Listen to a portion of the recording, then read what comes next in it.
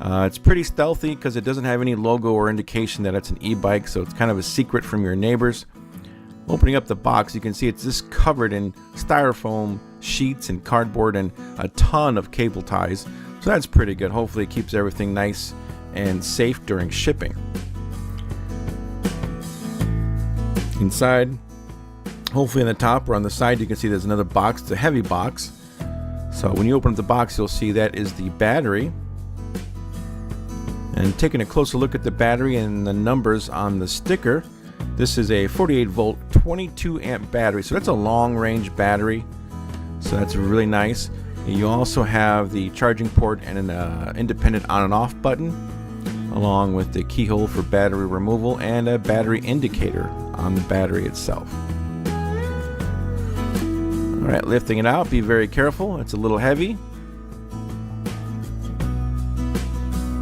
Alright, also there's another box inside, a smaller box underneath.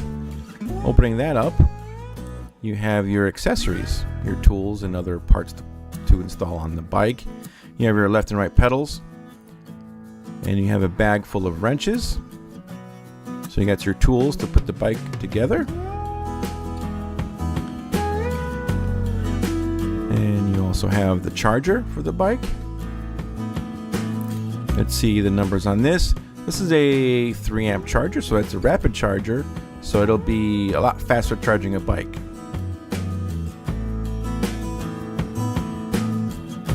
Right, give you some cable ties and also the manuals. Also, as a little gift, they give you a little phone holder. So you don't have to go out and buy one. Not that they're expensive anyway, but this actually isn't that bad. It looks nice. It's very bright red, but it works fine. It works really well. I like it. And they also give you an air pump as well. All right, well, time to take all the sheets off of the bike. Get that cable cutters. All right, now we're just putting the battery on just to kind of display. You don't have to put the battery on. We're just doing it so you guys can see it in different angles as we assemble the bike, so you get an idea of what it looks like. It is a pretty big battery. So the first thing we want to do is we want to face the stem forward. They just put it in the back for shipping to make everything a bit more condensed while it's being shipped. Just tighten the stem and then loosen up the 4 bolts on the bracket for the handlebars. Line up your handlebars and put the bracket back on and the 4 screws. Now, these bikes are 95% pre-assembled, not too much to do at all. Don't forget to take out the spacer in between the hydraulic brake pads before putting the tire on, and move the light out of the way. Now we put the bike upside down because this is a front motor wheel, so we have to take off the torque washers, which keeps a bit more control on the axle there. And then you line up the disc rotor in between the brake pads and the forks and let it sit in there. All right. Now those washers you just took off, you gotta put those back on. And again, those are just 2 screws, and they only go on one way really.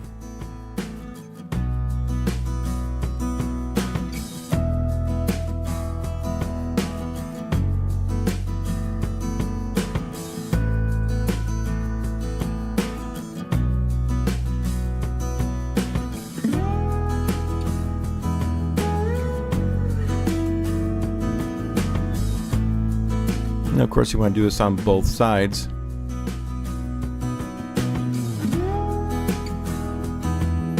Don't forget to tighten up the wheel.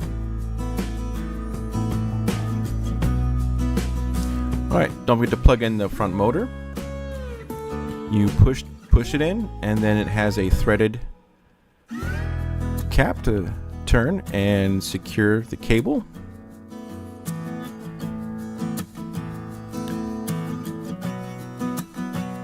Now you also want to keep the cable out of the way once you secure the cable, and they have a little mounting spot right there on the fork. So grab one of those cable ties that they gave you in the box and just zip tie it. All right, well, we were spinning the wheel and we noticed it was way too close to the motor right there, so it was actually rubbing a little bit. We had to put a little extra washer on the inside right there. We had to put one little extra washer so we could space it apart so it wouldn't rub up against the motor. And once you put that little washer in, you know, on the inside, it fixed the rubbing problem. Here you have your adjustable seat post. Get that seat on there. You can always adjust it later. And let's get the kickstand on. There's only 2 screws for that.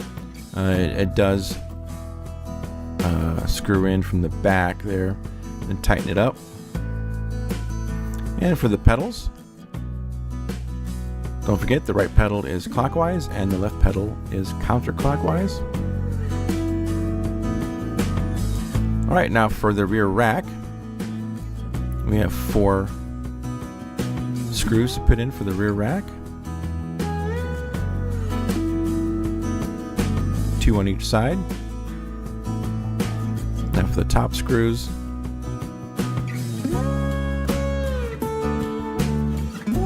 and then just do the same on the other side. Alright, don't forget to plug in the rear light, tail light, and brake light. It's a push, line up the arrows, don't twist.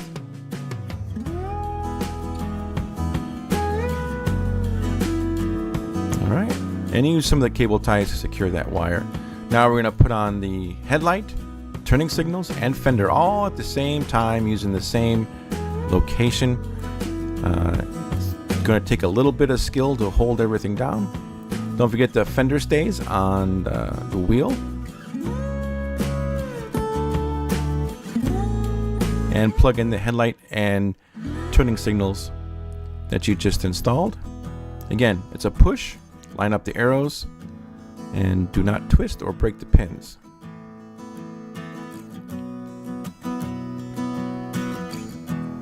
And you can even test the lights to see if you installed them properly.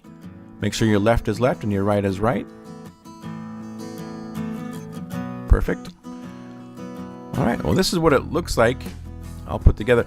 Make sure all the wires are out of the way, everything's tied down, all the nuts and bolts and screws are nice and tight. Go over everything. One more thing to do, and that is to put air in your tire before you take it out and go joyriding. Alright, taking a look at the Ziegler F1 electric bike. You get 48 volt 22 amp hour battery. You get 2 1000 watt front and rear hub motors, great for climbing hills. Got turn signals on the front. You get a big nice front headlight for lighting up the front as you're going. You get 2 plastic nice big fenders, front and rear, very nice. You get this nice sturdy bike rack, great for mounting things on. You could put pannier bags on the side. Moving along to the back, you get a light, or this is a brake light that does activate when you press the brake levers. We do get 160 millimeter hydraulic disc brakes with Logan brakes. Moving up to the top, we get lock and preload front hydraulic front suspension, which is really nice for trail riding. Alright, then next we get this nice, really comfortable seat. It is rather soft, so great for trail riding, and you know, if you like soft seats, this is a great seat for that. Alright, next you get this color display, which has 5 pedal assist modes.